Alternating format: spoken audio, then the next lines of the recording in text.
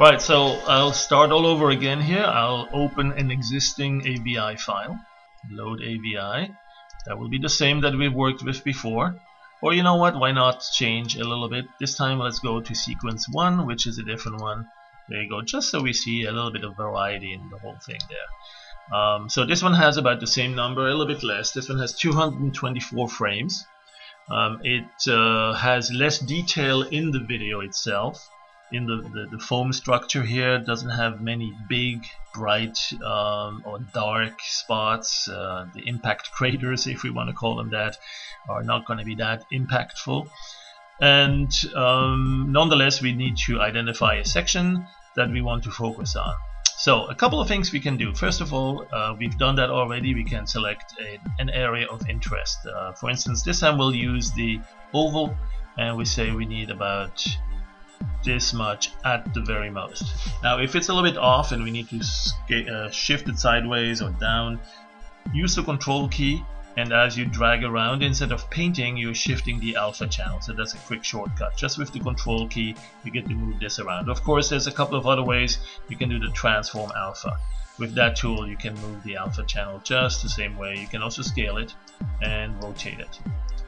Alright, so let's say this is the area of interest we want to zoom in on. In fact, it's probably bigger than what we really want, but let's say this is about as much as one, or maybe a little bit bigger, maybe this much. Yeah.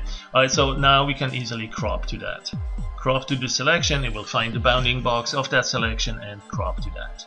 Alright, so that's the first step, to make it a little bit more manageable, a little bit smaller. And once we've done that, we can go and resample it. So because right now it's still pretty large, we can perhaps make it a little bit smaller, or grab maybe only every other frame. So here's where we have to think, do we really need that long animation? There are so many here, so many frames. Maybe we need only a portion of it. So first we select a portion that we don't want at the beginning, and then maybe at the end we don't want some of that either. So let's say we have this first frame, make an in marker. We go to this frame, make an out marker, right click and cut this block.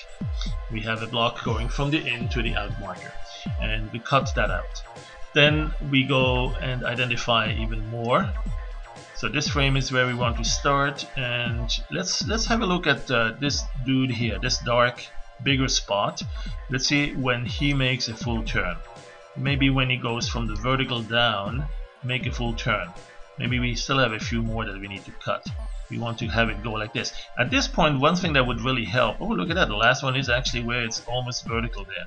That's a lucky one. Well, a little bit over. And in fact, what we should do is have a couple of helper lines like the grids. And when you do that, when you open the grids, like artist guides, that might be useful. Yeah, because here you can see when it went over the vertical line here already. So let's say we want to have it all the way to about this frame, and one frame back from about here. Maybe one more. There. So this will be our first frame, where it's just slightly over this vertical line, and then we'll go to the last one. So this we need to move away this segment here at the top before this frame. So we'll go one more, and we make that the out marker, and then we'll go to the very first and make that the in marker, and again that's a small block we need to cut out, cut block. So now our first frame is where we want it, right here. And let's see how far we need to go for a full turn. That's a little bit too much. A few more. There, that would be our last frame. Then that way we'll have this guy almost at the same position as we had for the first frame, pretty much. So let's go.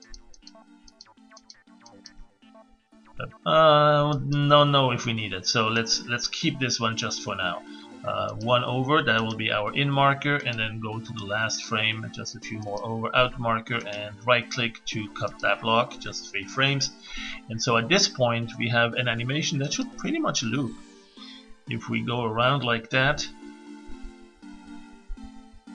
yep, we don't see much jumping there. So let's go and disable the preview, or the where is it, selection overlay.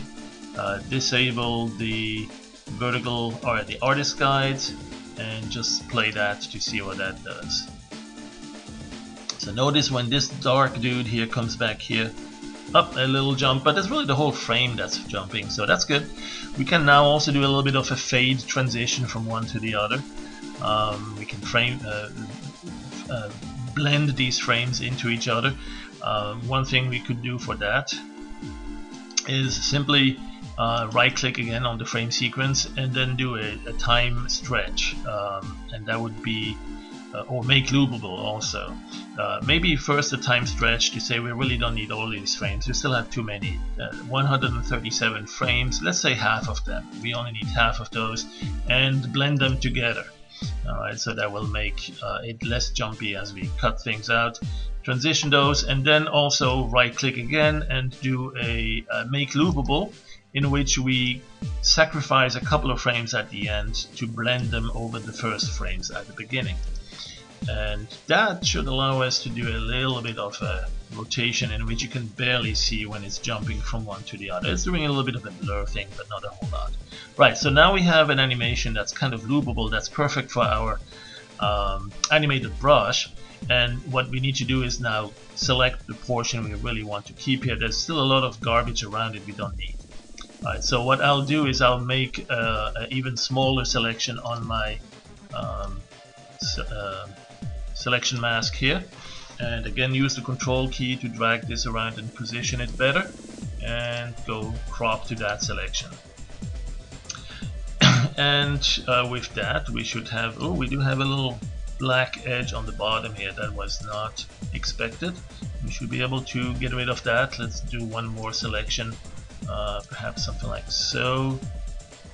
Or you know what, let's not even worry about it, because what we'll do is we'll use the oval selection to give ourselves a nice oval shape. And let's see where that is. There you go. Control is shifted around here, so that will be the area of interest. We can also blur that a little bit now with the Gaussian blur, and give it a little bit of an edge that smoothly transitions there, and go. And so at this point we know what we need to pick up here. Now this is all kind of dull. There's some darker grays and some lighter grays, but we'd like to perhaps increase that contrast a little bit, and we can do that across the entire selection. In fact, let's do that in the next video.